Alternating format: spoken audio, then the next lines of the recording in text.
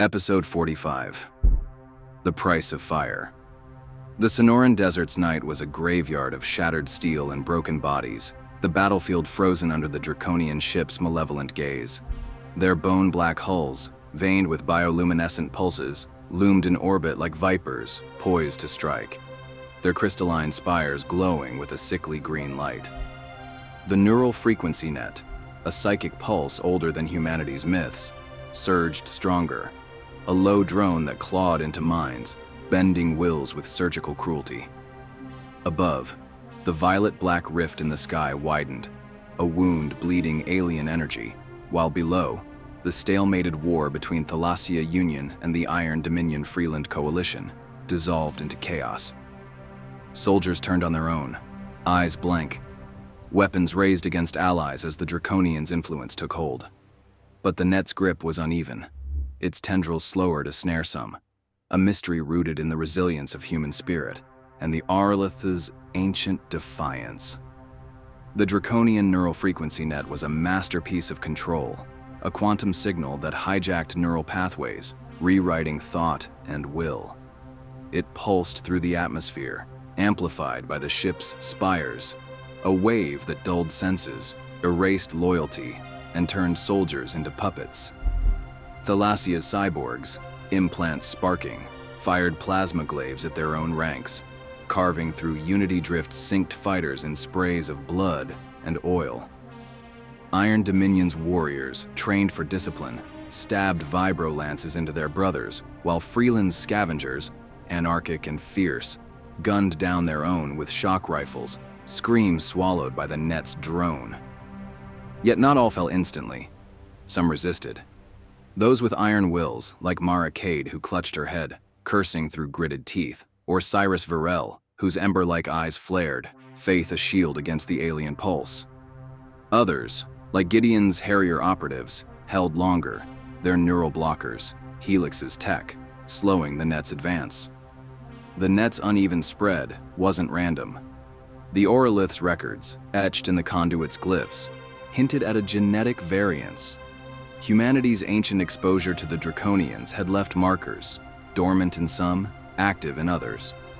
Those with stronger Auralith ancestry, or minds tempered by trauma, love, or purpose, resisted longer, their neural pathways less pliable.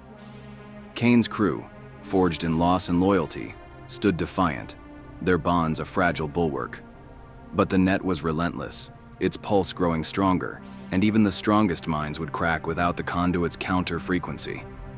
In the Auralith chamber, the Conduit roared, its crystalline panels flickering erratically, neural tendrils thrashing like wounded serpents. The crimson device, locked into the engine's core, pulsed with the relay.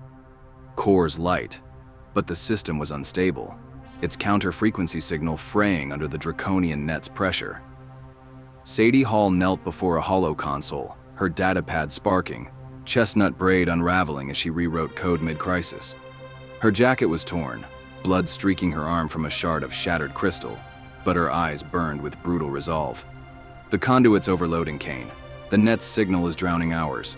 We need more power, or it'll burn out. Kane stood at the interface trembling, the core's case searing his back through his frayed vest. He gripped the crystalline slab, glyphs scorching his palms, while he faced haunting Auralith visions. Red skies, chained humanity, Sadie's lifeless form. The Draconian drone clawed at his mind, whispering surrender, but he shoved it down, fueled by love and rage. Keep it together, Sadie. We're not letting those bastards win. Gideon worked a secondary console, rerouting power from Thalassia's orbital relays. His voice was a strained calm. Helix's satellites are at their limit. Push the signal now, Hall, or we lose everything. Aldous traced glyphs on a panel, hands shaking. The Auraliths built this for sacrifice, Sadie. Our unity, our will, has to hold. Wire Lone Wolf McQuaid guarded the chamber's entrance, carbine raised, cybernetic lenses whirring as he scanned for Xavier's stalkers. His cloak was shredded as he snarled. Cyrus's goons are closing. Move fast, Voss. Jinx leaned against a conduit, shock staff sparking, blood dripping from his brow. His grin was gone, eyes flickering with a strange, vacant sheen. The Draconian net was creeping in, and Jinx, haunted by Mara's death, soul raw, was vulnerable. The chamber shook, a tremor from the battlefield above, and Jinx's head snapped up, eyes now fully blank, glowing with a sickly green. The net had him. He lunged, shock staff blazing, not at the crew, but at Aldous, the closest ally. "Traitors!" Jinx roared, voice a distorted roar, no trace of his grizzled warmth. The staff's arc caught Aldous' shoulder, electricity surging, sending the old man sprawling, spectacles shattering, blood welling from a charred wound. "Jinx, no!" Sadie screamed, diving for her rail pistol, but Wire was faster. His lenses locked on Jinx, carbine barking a single shot. The round punched through Jinx's chest, blood spraying as he staggered, staff clattering to the floor. His eyes cleared for a fleeting moment, a flicker of Beckett Rhodes, husband, explorer, friend. "Mara," he rasped, then collapsed, body crumpling, a hero lost to the net's cruelty.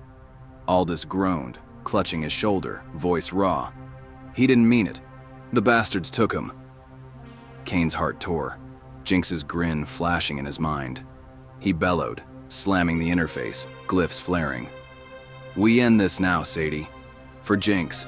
For everyone." Wire choked with tears beginning to flow. "They'll pay."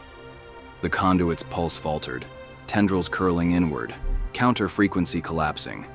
Sadie's datapad sparked, her code hitting a wall, a neural lock, a final Auralith safeguard. "It needs a key," she shouted, voice cracking. "A mind synced to the core. Someone to bridge the signal." Kane froze, the core's pulse spiking, a psychic jolt flooding his skull. Auralith voices, ancient, resonant, whispered through the core, their words not sound but feeling. "You are the spark, Kane Voss. Your blood sings with our echo, a resonance of will and sacrifice." His mind reeled, memories surfacing, childhood scars, his father's rage, Sadie's kiss under a Freeland arch. The core had chosen him, its crystalline lattice tuned to a genetic marker, a trace of Auralith ancestry in his DNA. He was the key, but the cost was clear. The conduit's feedback would burn his mind and body, a one-way sacrifice to fire the signal. He turned to Sadie, dark eyes raw, voice a broken rasp. "It's me, Sadie. I'm the key. I have to do this." Sadie's face crumpled, pistol falling, hands grabbing his vest. "No, Kane. We'll find another way. You can't." Her voice broke, tears cutting through dust on her cheeks. Kane pulled her close, scarred cheek against her forehead, hands trembling in her hair. "There's no time, love. The net's winning. Jinx, the others, they're gone if I don't. I've been running my whole life, but you made me more. I love you, Sadie. Always will."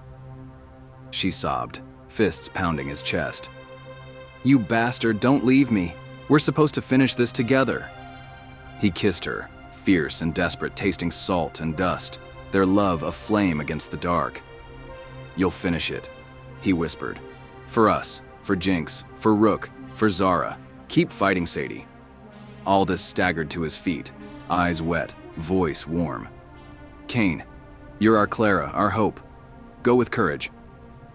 Wire's lenses flickered. "You're not alone, Voss. We'll carry you." Gideon's gaze softened, a rare crack in his menace. "Your sacrifice will save us, Kane. The Order honors you." Kane stepped to the conduit, the crew's presence a shield against his fear. He placed both hands on the interface, the core on his back blazing, its light merging with the crimson device. The Auralith voices surged, burn bright, spark of will. His body shook, glyphs searing his skin, mind flooding with visions, humanity rising, Draconian ships falling, Sadie's fierce smile. The feedback hit, a white-hot lance through his nerves, blood boiling, vision blurring red. The conduit erupted, a supernova of light, tendrils weaving a web that pulsed across the chamber. Ruins. Desert. The counter-frequency signal, Sadie's code, amplified by Kane's sacrifice, blasted through Helix's satellites. A global ripple, tearing through the Draconian neural net. The alien drone collapsed, a psychic scream fading to silence. Above, the battlefield stilled. Cyborgs dropped glaives. Warriors lowered lances. Scavengers blinked. Minds free. Mara Cade stood tall, neon hair wild, voice a rallying cry. Cyrus's eyes flared, staff raised, faith reborn. The Draconian ships wavered, spires dimming, tendrils retracting, the net's failure a wound they couldn't counter. In the chamber, Kane slumped, body charred, eyes unseeing, the core's light fading. Sadie fell to her knees, cradling him, sobs echoing, hands clutching his vest. "Kane, you did it. You saved us." Aldous knelt beside her, hand on her shoulder, voice of broken warmth. "He was our fire, Sadie. He's free now." Wire turned away, lenses dark, carbine trembling. "Thank you, Voss, you crazy bastard." Gideon's baritone was solemn, coat's shimmer dulled. "The Draconians are weakened, but not gone. Kane's sacrifice bought us time, not victory." The conduit dimmed, tendrils still, chamber silent but for Sadie's grief. Outside, the rift pulsed, Draconian ships retreating, their nets shattered, but wrath eternal. Humanity stood free, but the cost was etched in Kane's lifeless form, Jinx's blood, the scars of a crew forged by love and loss. Sadie rose, eyes blazing through tears, Kane's fire now hers to carry.